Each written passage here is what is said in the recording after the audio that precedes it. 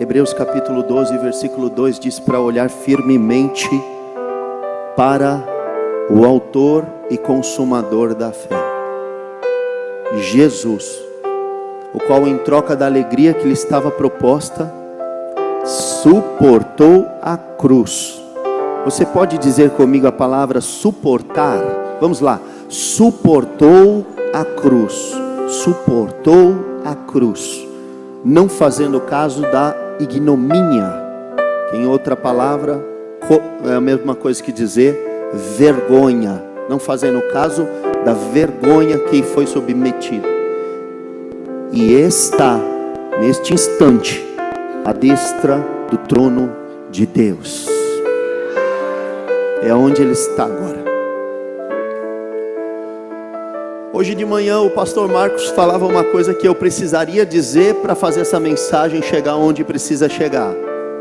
Eu preciso pedir para que você, pelos olhos da fé, transporte os seus olhos agora para a cena da cruz. Não é uma historinha, é realidade.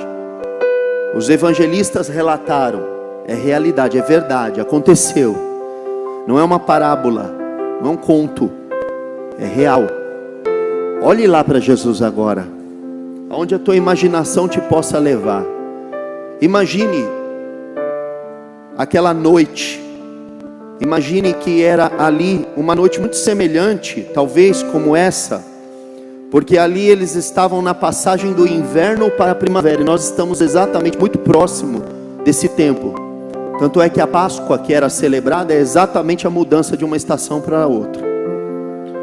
Então o nosso Senhor Jesus está numa noite não muito diferente da nossa. Talvez não chovia naquela noite, estava seco como na semana passada.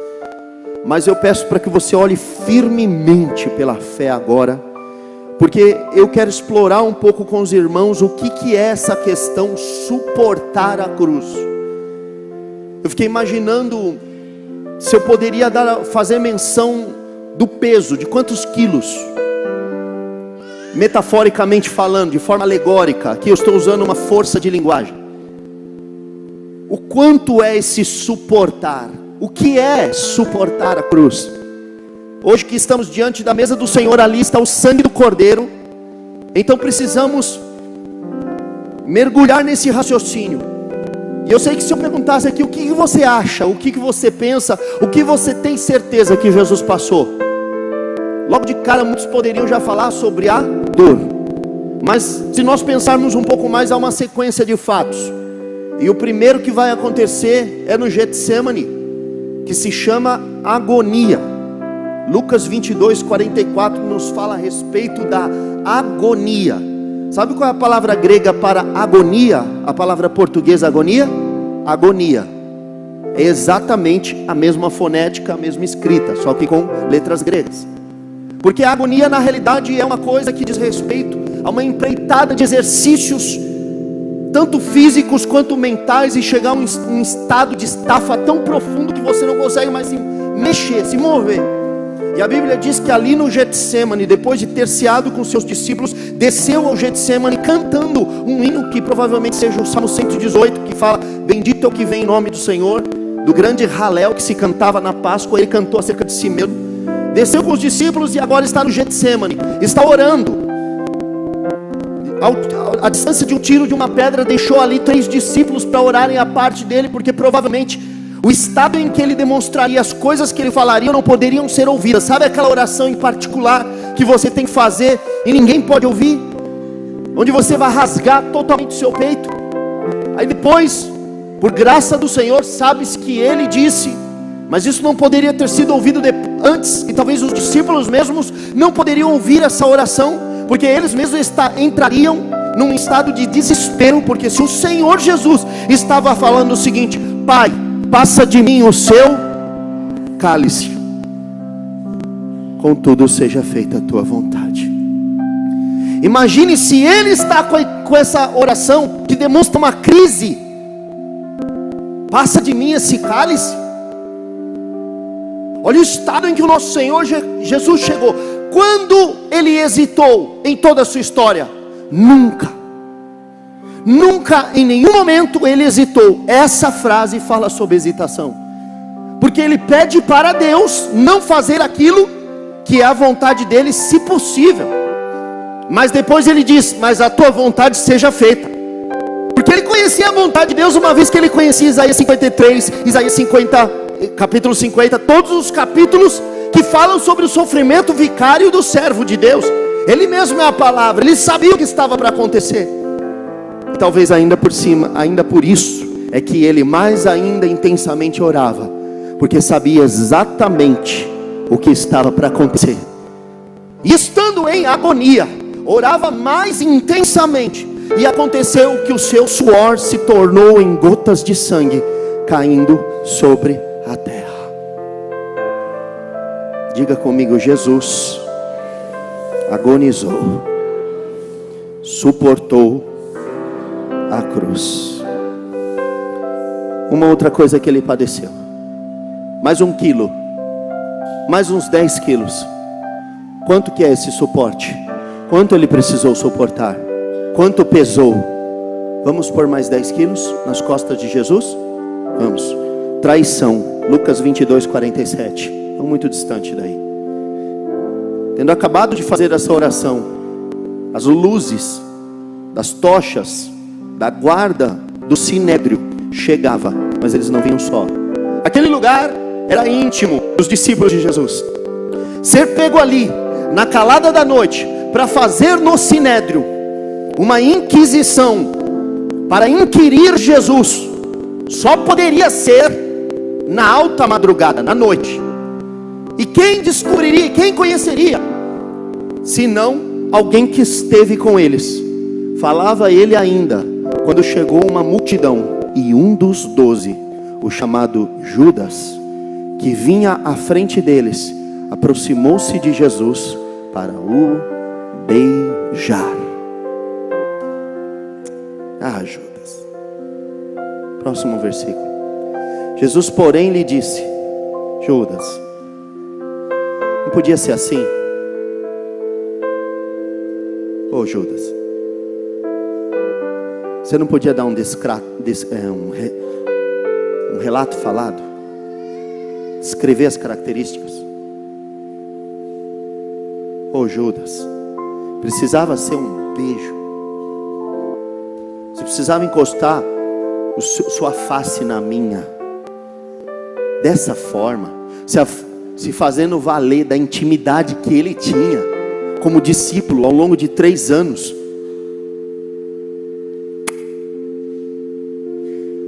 Mais 10 quilos. Enchendo a laje. Enchendo a laje da sua aflição. Mais um balde, mais uma maçada pesada de concreto e de cimento. Reflita nisso. Pense nisso. A agonia de saber. Você saber tudo. Diz que a ignorância é uma bênção. Quando você não sabe o que você está para passar e vai passar por um processo doloroso, isso é bom. Mas quando você já passou por ele alguma vez, ou alguém te deu relatos pormenorizados acerca de tudo quanto você vai passar, é doído demais. Porque parece que o relógio passa assim, ó, bem devagarzinho. Ele passa como em câmera lenta. E daqui a um pouco, além dessa agonia, do cumprimento dos fatos da profecia, para acentuar ainda mais todo o sofrimento do nosso Senhor, vem um discípulo que cuidava das finanças do ministério de Jesus. João 12 diz que Judas cuidava das finanças. Diz que ele sabia administrar. Ele era de alta confiança. Alguém que realmente podia beijar o rosto. Beija Jesus na face. Vamos falar do abandono. Marcos capítulo 14, versículo 50. Ainda aí, o Getsemane foi uma facada no peito, mas tão bonita. Acabou de descer de uma ceia maravilhosa, e agora ele está diante dos seus piores temores. Jó disse: o mal que eu temia, este me sobreveio. Quando você estiver passando por dores e aflições, comece a considerar a profunda dor que o Senhor Jesus passou. Leve essa mensagem como algo terapêutico para suas dores, para que você possa entender que você não sofreu tanto quanto ele sofreu, e o que ele sofreu, sofreu no teu lugar. Então, deixando, todos fugiram. Seguia-o um jovem, coberto unicamente com um lenço, e lançaram-lhe a mão. Mas ele, largando o lenço, fugiu desnudo. O único que acompanhava ele quando ele foi preso na calada da noite para ser levado ao Sinédrio, que é o fórum da época, era um jovem com um lenço, um lençol. Mas esse lençol, porque saiu assim na noite, como perceberam que ele estava seguindo, pegaram o lençol e puxaram, ele ficou nu e correu.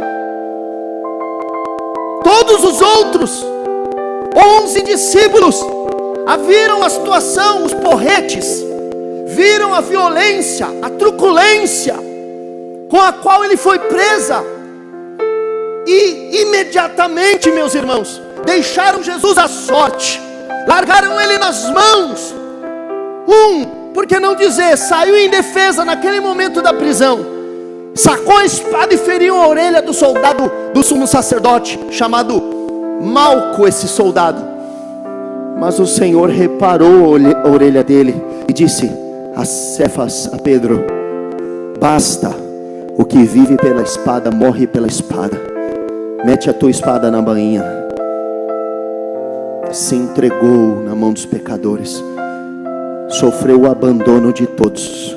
Está agora aquele que andou no meio das multidões, aquele que por 3 anos não soube o que foi, poucas noites em que ele pedia reclusão para orar sozinho à parte, só se ele pedisse. Com essas raras exceções, todas as noites Jesus sempre passava em companhia de seu colégio apostólico. Agora não tem ninguém. Solidão profunda. Eu não sei quem já foi operado, quem foi levado para a sala, para a mesa de cirurgia. Alguém aqui já passou por essa experiência?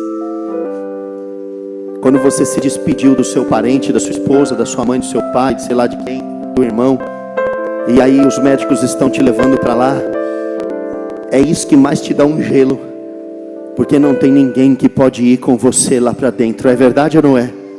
Imagine Jesus olhando dos lados e não vendo um rosto familiar. Ninguém por mim, ninguém comigo, ninguém para me dar respaldo, ninguém para me dar amparo, ninguém para me socorrer.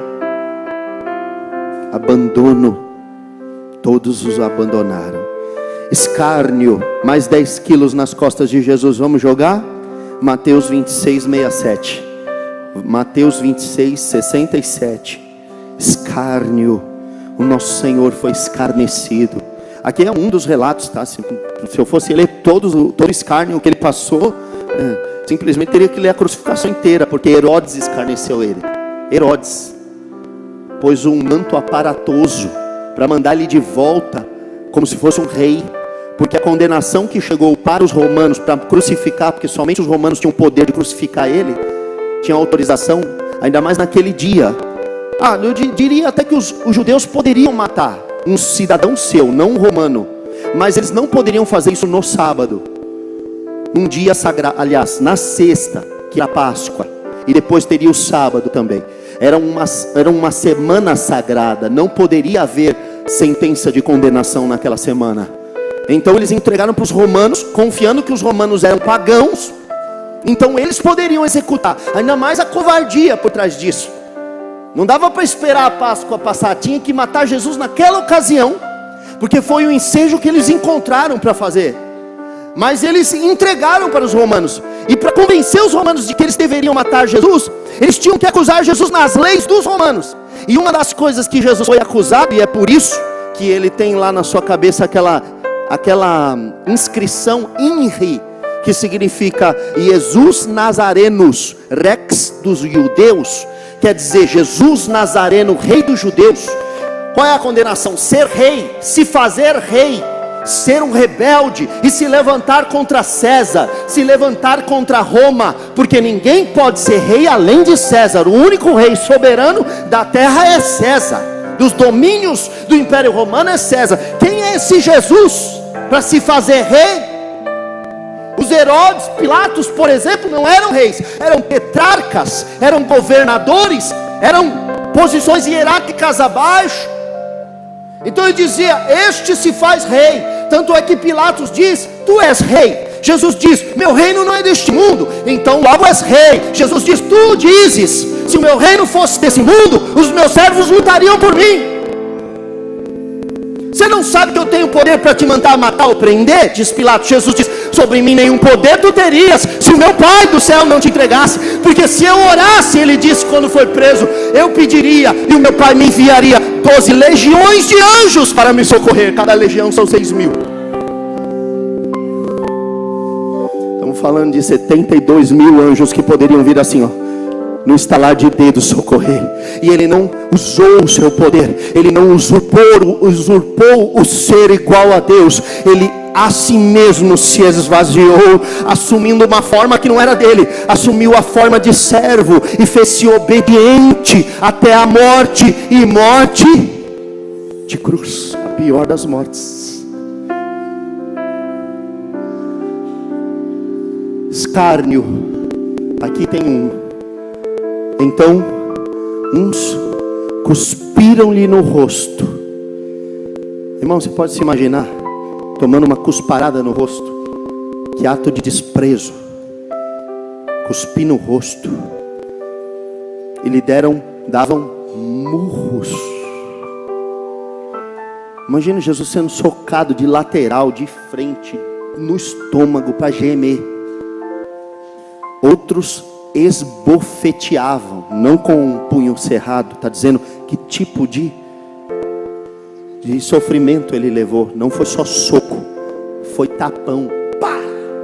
Imagina o barulho. Pá! A cara, o rosto ensanguentado, dizendo: profetiza-nos, ó Cristo. Profetiza-nos, ó Cristo. Quem é que te bateu? Profetiza-nos. Quem é que te bateu? Ele poderia dizer quem era. Poderia dizer o nome do pai, o nome da mãe, o endereço. Ele tinha o espírito de conhecimento. Ele tinha o espírito de revelação. Os 7 espíritos de Isaías 11, 1 e 2 estavam sobre ele.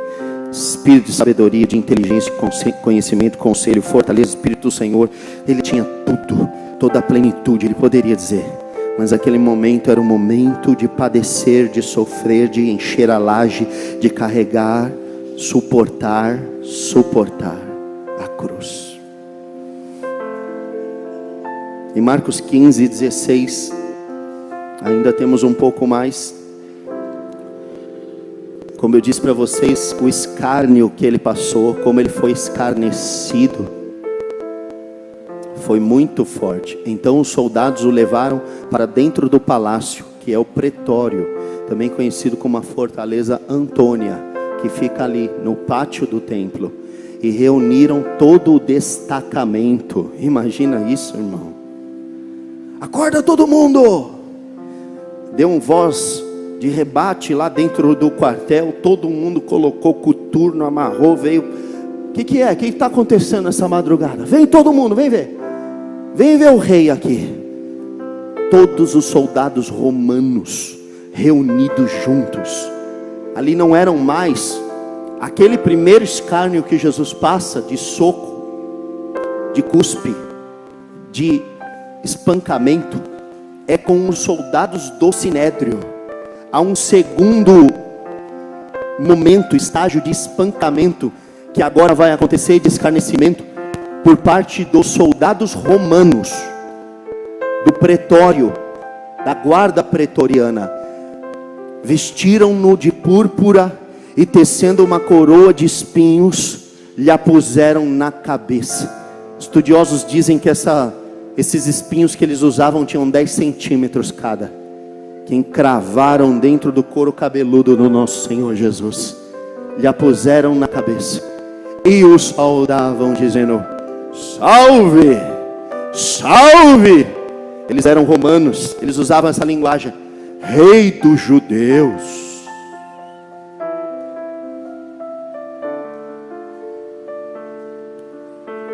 Mais 10 quilos. Davam-lhe na cabeça com um caniço. Cuspiam nele. E pondo-se de joelhos,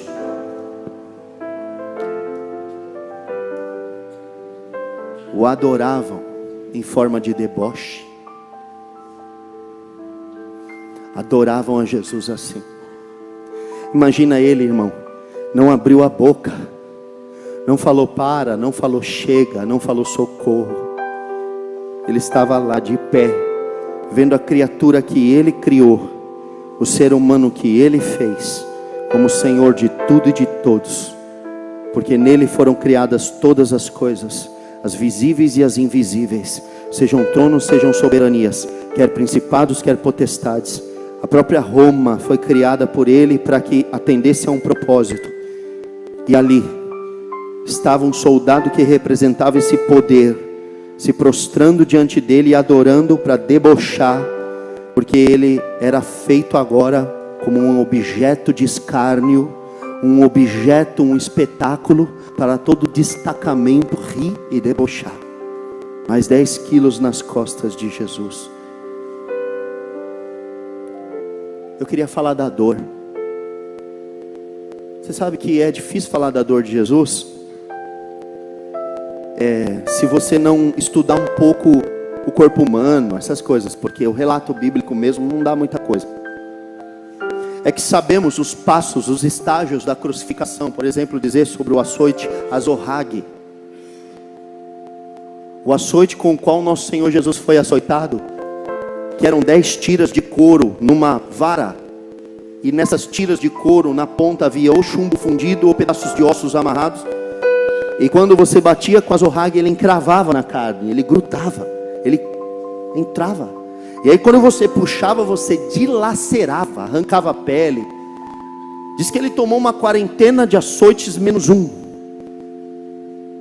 Isso significa que ele levou 390 golpes. Se você tomasse esses golpes em couro, já seria o suficiente para abrir sua carne. Imagine você com o auxílio do chumbo fundido, que fica informe, ou do pedaço de osso que está lá. Dores lancinantes. Há quem diga que esse tipo de açoite removeria músculos e apareceria as costelas mesmo.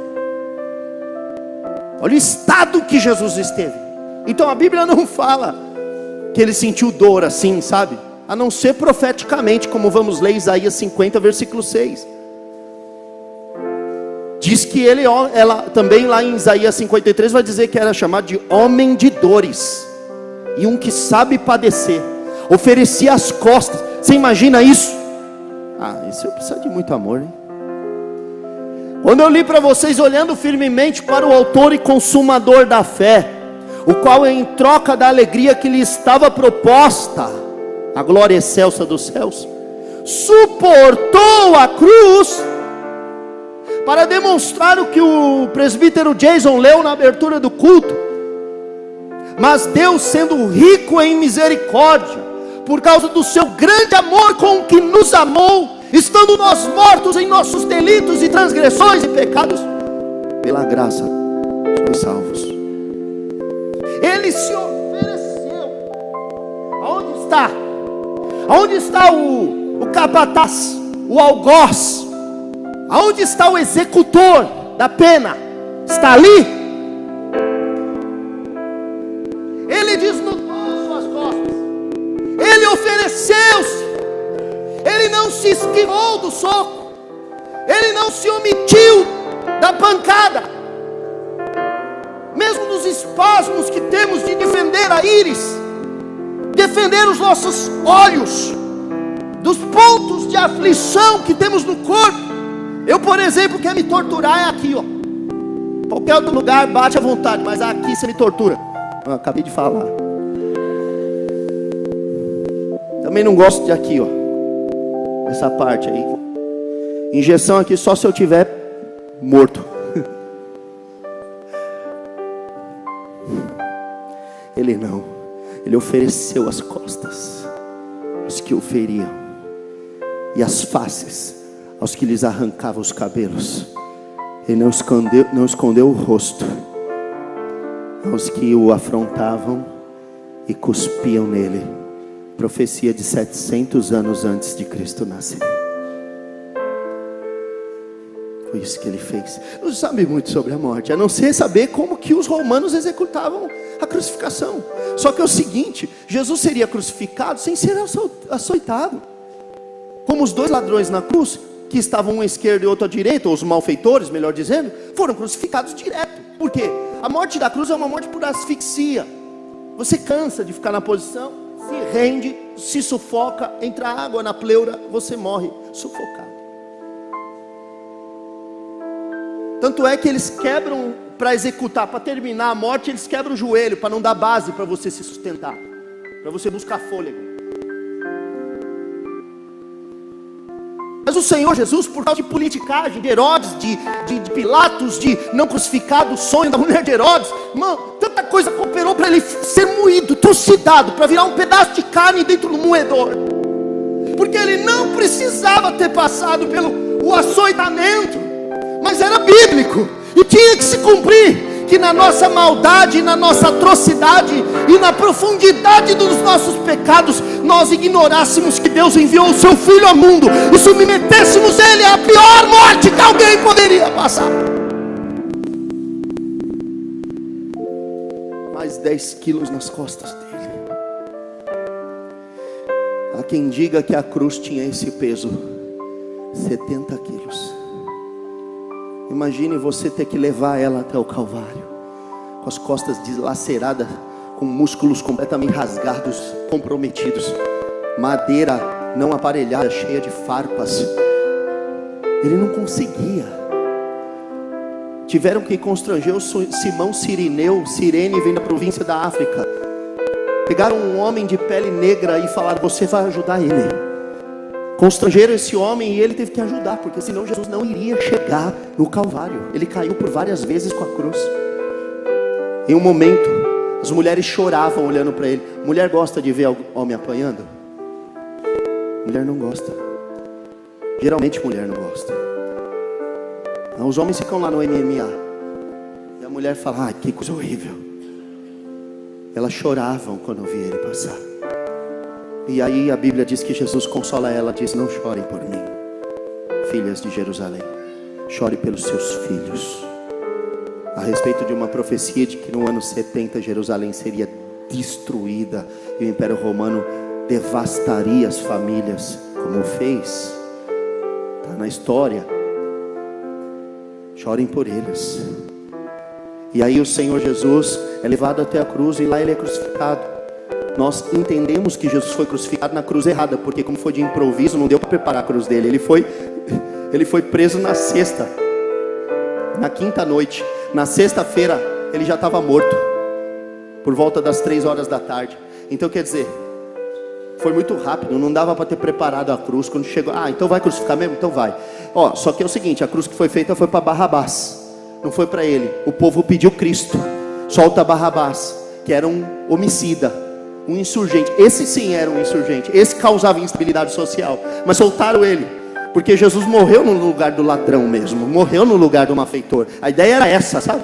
Para que pudéssemos, nos níveis mais baixos de humanidade, nos identificar com ele, para que ninguém ficasse de fora. O que mente ou que mata pode chegar ao arrependimento, porque ele levou sobre si a nossa culpa, a nossa dor. Então o Senhor Jesus assume uma cruz que não é dele. Então você entende que se a cruz não era dele, não foi feita para ele, provavelmente o ombro dele tenha sido deslocado para caber dentro do furo, porque a envergadura de Barrabás era maior do que a dele.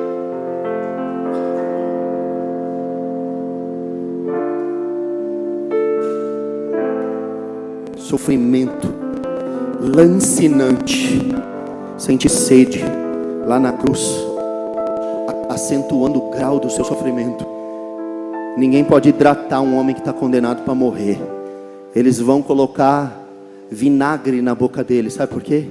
Porque o vinagre tem um efeito analgésico. Quer dizer que a dor dele era evidente para quem via. Para mim e para você são só letras numa página de papel. Para eles era um pedaço de carne sangrando. Foram oferecer para Jesus o vinagre.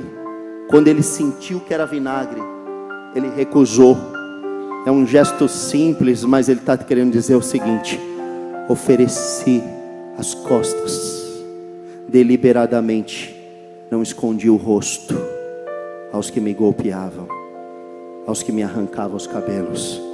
Eu decidi morrer por você, sem analgésico, sem dipirona, sem remédio, sem Buscopan, sem diclofenaco, sem nada disso.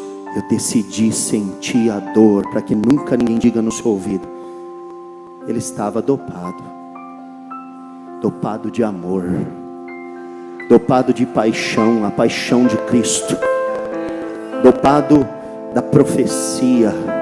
Só se for dopado da graça, porque onde abundou o pecado, extravasou a graça, superabundou a graça. Aleluia.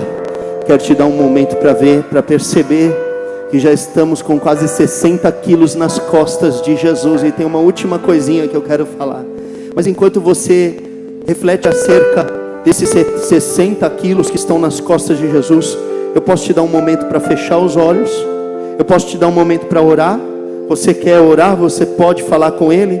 Até aqui eu acho que se eu continuar, vai ser imoral. Eu não posso fazer isso. A não ser que eu esteja desprezando, eu esteja só me apresentando aqui para vocês, só esteja fazendo demonstração de homilética, de hermenêutica. Se a ideia for essa, eu continuo. Mas se a ideia for cultuar, eu paro aqui e deixo você falar um pouquinho com o seu Jesus e ver o tanto que Ele suportou por você, em troca da alegria que lhe estava proposta. Suportou.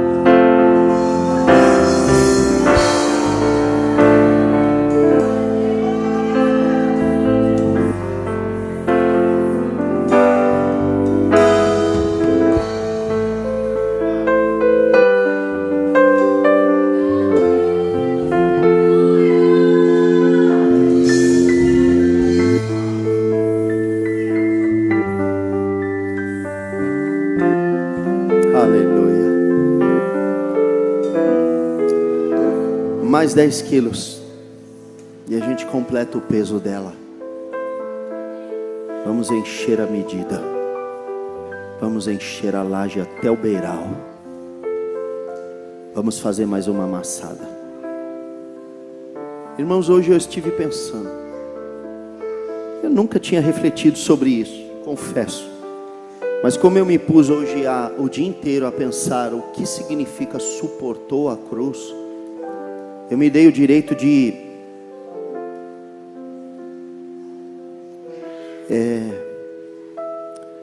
refletir, pensar, ir além. Eu quero usar uma palavra que não seja tão chique, mas não estou encontrando.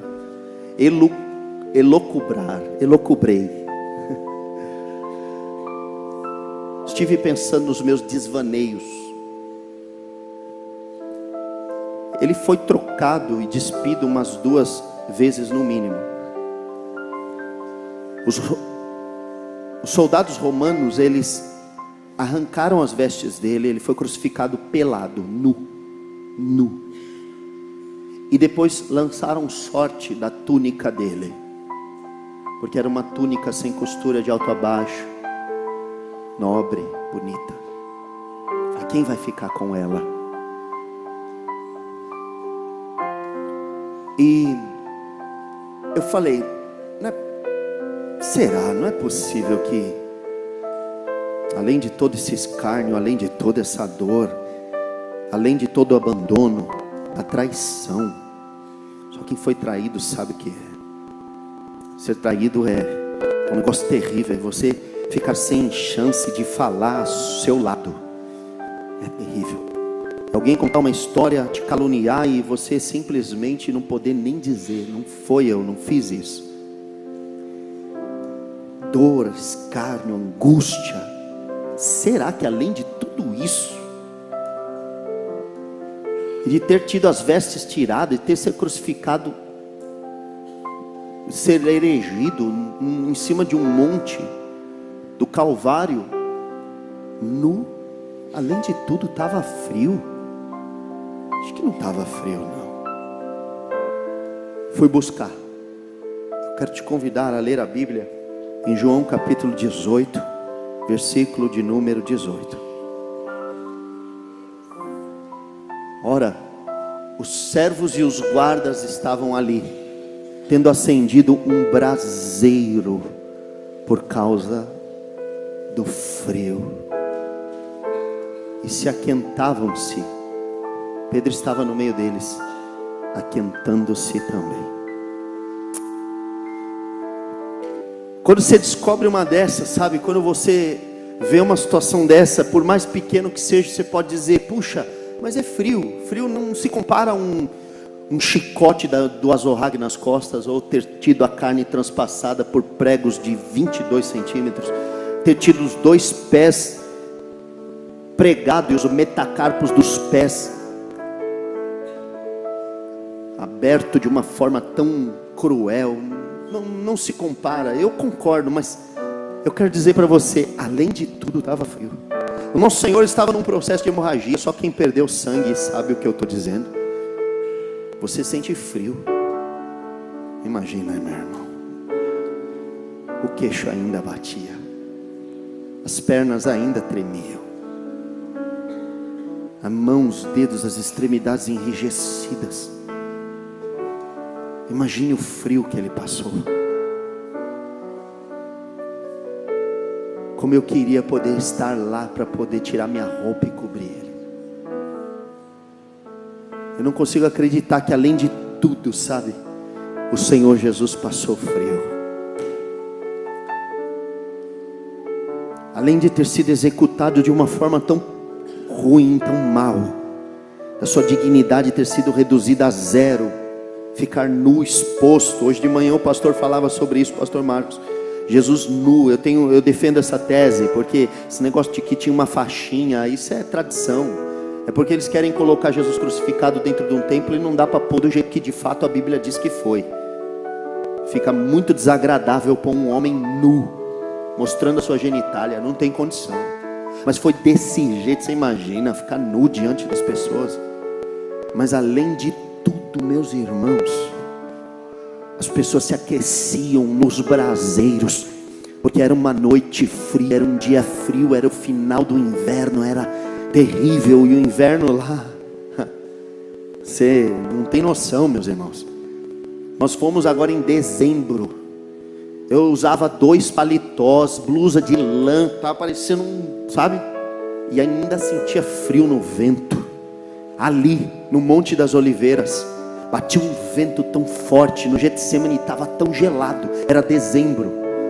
Eles estavam num momento aqui também de muito frio. Em março. Meus irmãos, para eles lá é muito frio no hemisfério norte nessa época. Imagina o nosso Senhor passando frio, batendo o queixo, gemendo.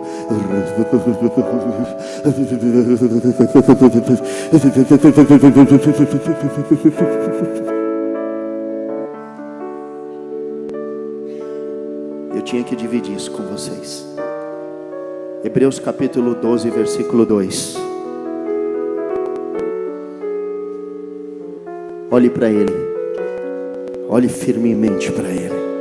Não tire os olhos dele, porque se você tirar os olhos dessas verdades que você ouviu hoje aqui, do peso da cruz, então possivelmente você será leviano e estará aviltando novamente, estará escarnecendo novamente, estará expondo novamente o Filho de Deus à vergonha.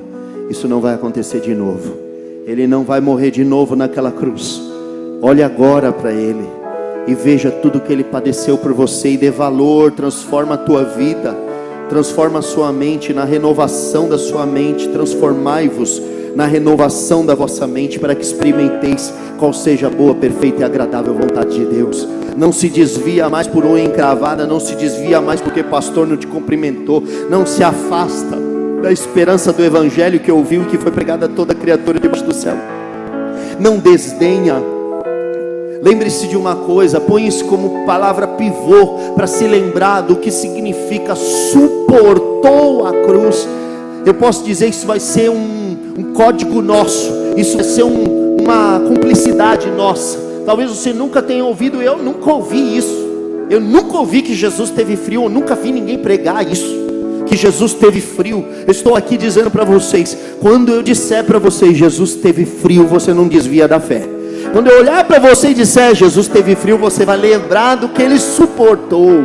Você vai lembrar do que Ele padeceu por você. Você vai lembrar que isso se chama amor, que Ele não buscou se esquentar, que Ele não buscou um braseiro, mas Ele estava ali tremendo de frio. Ele estava se desconjuntando, a sua carne estava tremendo. Olhe para Jesus hoje, o autor e consumador da sua fé, o qual, em troca da alegria que lhe estava proposta, suportou a cruz, não fazendo caso da vergonha que ia passar, e está agora assentado à destra do trono de Deus. Vem comigo mais um. Vamos? Considerai, pois, atentamente aquele que suportou tamanha oposição contra si mesmo dos pecadores, para que não vos fatigueis. Não diga, estou cansado. Você não sabe o que é carregar aqueles 70 quilos nas costas. Não diga isso, estou cansado. Você não encheu essa laje, você não encheu. Não chegue em casa e diga, estou cansado. Isso é estar cansado. O que Ele passou cansa. O que nós passamos não cansa, não. Não desmaia mais na vossa alma. Não se afasta mais do Evangelho. Olhe firmemente para o autor e consumador da sua fé. Olhe para Jesus. Vamos cantar um louvor? Aleluia. Feche os seus olhinhos, a igreja. Olha para Jesus. Olha para Ele lá no meio dos dois malfeitores. Olha para Ele. Olha para Ele naquela tarde. Olha, alguns estão xingando, alguns estão desprezando, meneando com a cabeça, desdenhando, dando de ombros. Alguns estão dizendo, tu não és o Cristo, desce da cruz. Você não é o Rei, você não é o Senhor, você não curou a tantos. Mas há alguém aqui que possa dizer, como aquele homem disse, tradicionalmente identificado como Dimas: Senhor, lembra-te de mim quando entrares no teu reino. Lembra-te de mim. Lembra-te de mim. Todo mundo vê um pedaço de carne pendurada, um moribundo. Todo mundo vê um homem moído. Mas eu e você olhamos o Rei que entregou a sua própria vida por nós. Aquele que não conheceu o pecado se fez pecado por nós, para que nele fôssemos feitos justiça de Deus. Hoje mesmo estarás comigo no meu paraíso. Hoje mesmo estarás comigo. Ouça as frases consoladoras que em meio a tanta dor saía da sua boca. Uma delas: mulher, eis aí o teu filho. Filho, eis aí tua mãe. Ouça outra frase dizendo: pai, perdoa-lhes, eles não sabem o que fazem. Escute mais essa, que diz aos principados, às potestades e às forças do mal: tetelestai, está consumado. Aleluia, aleluia. Ouça as frases que ele disse na cruz. Ouça ele dizer: tenho sede. Ouça ele dizer os amores dele por você. Ouça ele dispensar sobre você gotas de sangue. Veja ele expirando. Veja ele, a sua cabeça descendo sobre o ombro, caindo. Veja agora o chão tremer em Jerusalém, o sepulcro se abrindo e os mortos ressuscitando, o templo se rachando ao meio, o véu do Santo dos Santos se rasgando de alto a baixo, e o caminho de acesso a Deus sendo aberto agora. Veja agora isso, igreja. Veja uma lágrima descendo do céu, nosso Deus Pai. Ouça aquela frase que acentua ainda mais o sofrimento do nosso Senhor. Eli, Eli, lama sabachthani. Deus meu, por que me desamparaste?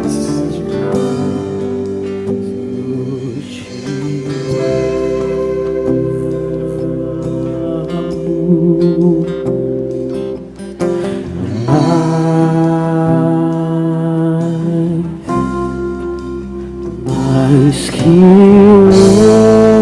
ouro, prata, mais que a mim, Senhor, te amo. Se você tem uma Bíblia, pega ela aí. Abraça a sua Bíblia aí. Mais que abraça a sua fé.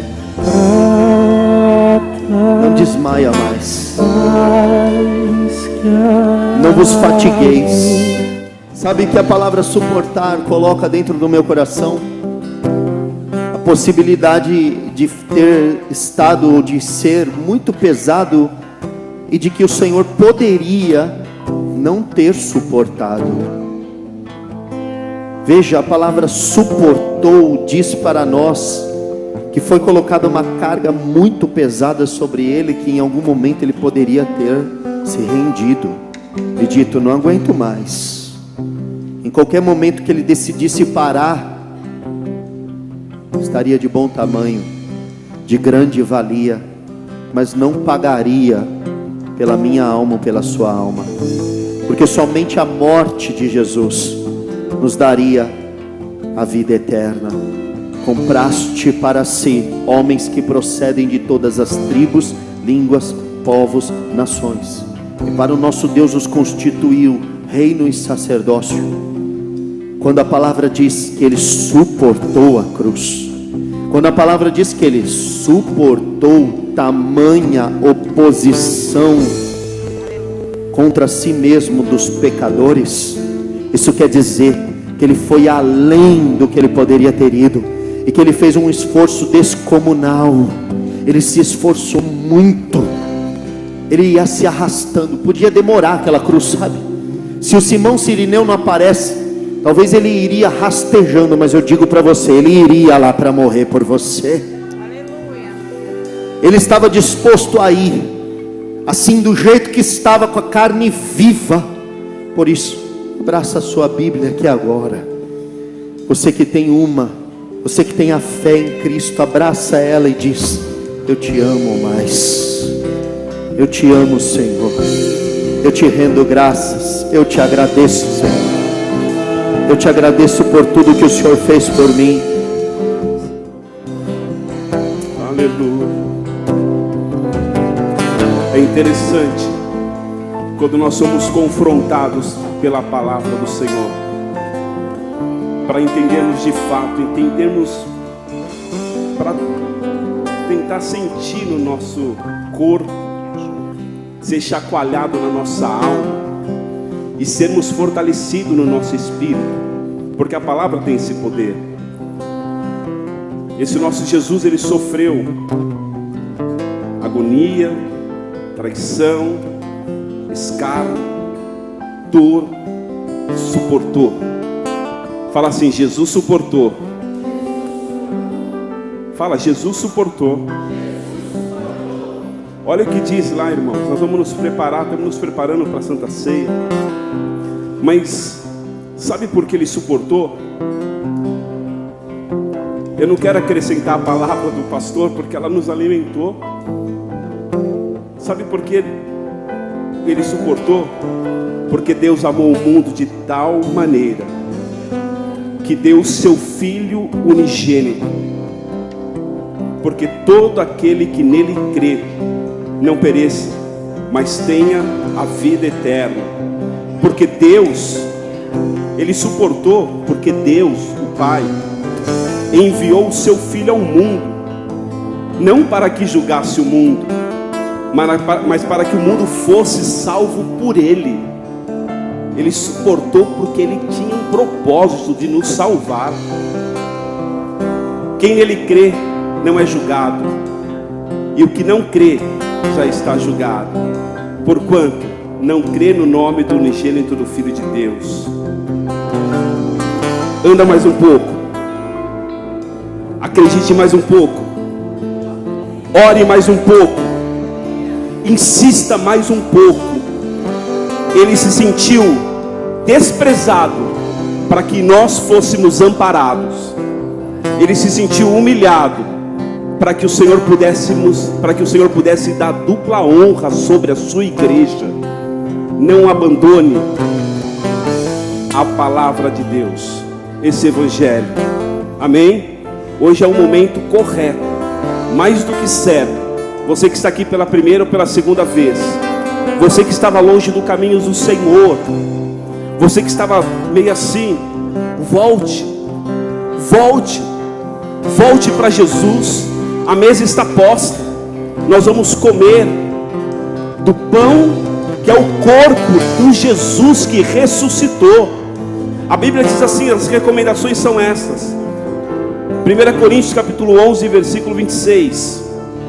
1 Coríntios capítulo 11, versículo 23. Porque eu recebi do Senhor o que também vos entreguei, que o Senhor Jesus, na noite que foi traído, tomou o pão, e tendo dado graça, partiu e disse: isto é o meu corpo que é dado por vós, fazei isto em memória de mim. Por semelhante modo, depois de haver ceado, tomou também o cálice, dizendo: este é o cálice, este cálice é a nova aliança no meu sangue. Fazei isso todas as vezes que beberdes em memória de mim. Porque todas as vezes que comerdes este pão e beberdes o cálice, anunciais a morte do Senhor, até que ele venha. Por isso, aquele que comer o pão ou beber o cálice do Senhor indignamente será réu do corpo e do sangue do Senhor. Versículo 28, para todos nós. Examine-se, pois, o homem a si mesmo, e coma o pão e beba do cálice. Pois quem come e bebe sem discernir o corpo, come e bebe juízo para si. Versículo 30. Eis a razão que há entre vós muitos fracos e doentes, e não poucos que dormem. Irmãos, não tem como você, depois de uma ministração como essa, o Espírito de Deus está neste lugar, e você não se render aos pés de Jesus, e você falar assim: eu não quero participar da mesa. Eu sei quem é Jesus, Jesus morreu pela minha vida, Ele sofreu e eu não quero. Quem pode participar? Quem consegue discernir a palavra que foi ministrada hoje, né, pastor? Se você não acredita, nós instruímos para que você não participe. Mas se você crê, não é possível, você vem aqui no domingo, você crê que Ele existe, coma do pão e beba do cálice, firma uma aliança com o Senhor. Nós vamos orar consagrando esses elementos em nome de Jesus. Você que vem de outra igreja também é convidado a participar conosco, amém? Fique à vontade em nome do Senhor Jesus Cristo. Nós fazemos restrições. Você que está com a vida de casamento, né? Como nós fomos ministrados no culto, foi tudo, irmãos. Foi tudo. Isso é um culto onde há a presença do Espírito Santo de Deus. Pai amado e querido, nós te louvamos, porque a tua palavra ela é poderosa. A tua palavra que tem esse poder de fazer divisão da alma e do espírito. A tua palavra nos sustenta, nos alimenta. Obrigado, Senhor, porque em meio à tua dor, em meio ao teu sacrifício, Jesus Cristo, em meio à tua disposição de andar até o Gólgota, um trajeto de dor, de humilhação, mas mesmo assim o Senhor se entregou por nós.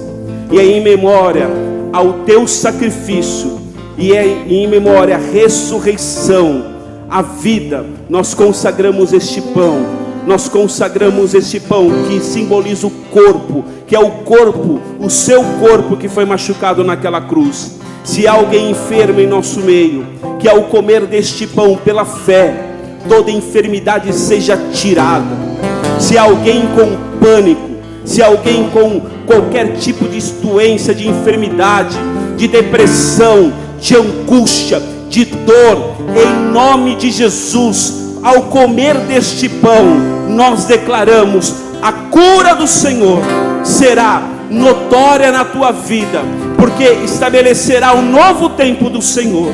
Aqueles que entraram aqui sentenciados, amaldiçoados, ou até mesmo, Senhor, rejeitados por muito, mas o Senhor não rejeita ninguém, porque o sangue que o Senhor Jesus Cristo derramou naquela cruz é o sangue da nova aliança.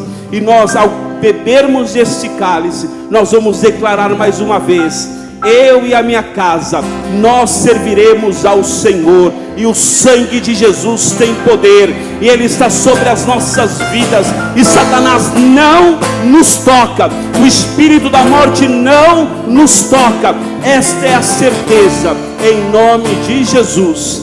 Amém?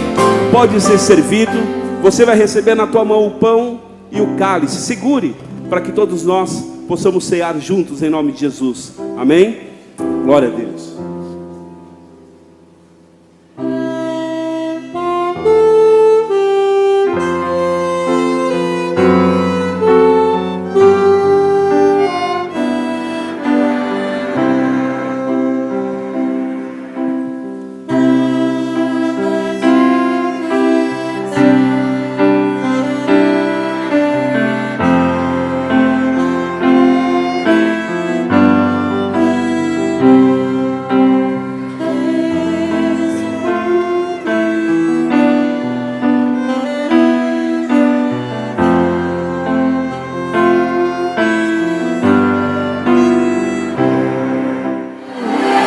Aleluia, aleluia. Onde está a morte, o teu aguilhão? Deus meu, porque o Senhor me abandonou? O Senhor não abandona ninguém. O Senhor é socorro bem presente no momento da tua aflição. Pegue esse pão, que simboliza o corpo, que é o corpo de Jesus Cristo. Satanás, enxergue isso mais uma vez. Nós acreditamos no poder da cruz e na ressurreição de Jesus Cristo. Pela fé, coma e ser curado de toda enfermidade. Em nome de Jesus, comamos todos. Aleluia.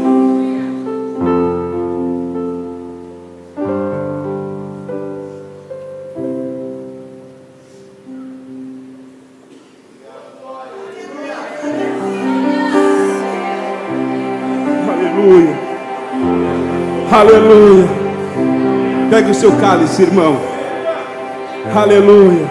Troque com o seu irmão, como sinal que a dor dele tem que ser a tua dor, o sofrimento dele tem que ser o seu sofrimento. Em nome de Jesus, que a bênção de Deus permaneça sobre a tua vida. Amém. Em nome de Jesus. Aleluia. Esse sangue tem poder. O sangue de Jesus tem poder. Tem poder, tem poder, tem poder de perdoar. Bebamos todos em nome de Jesus.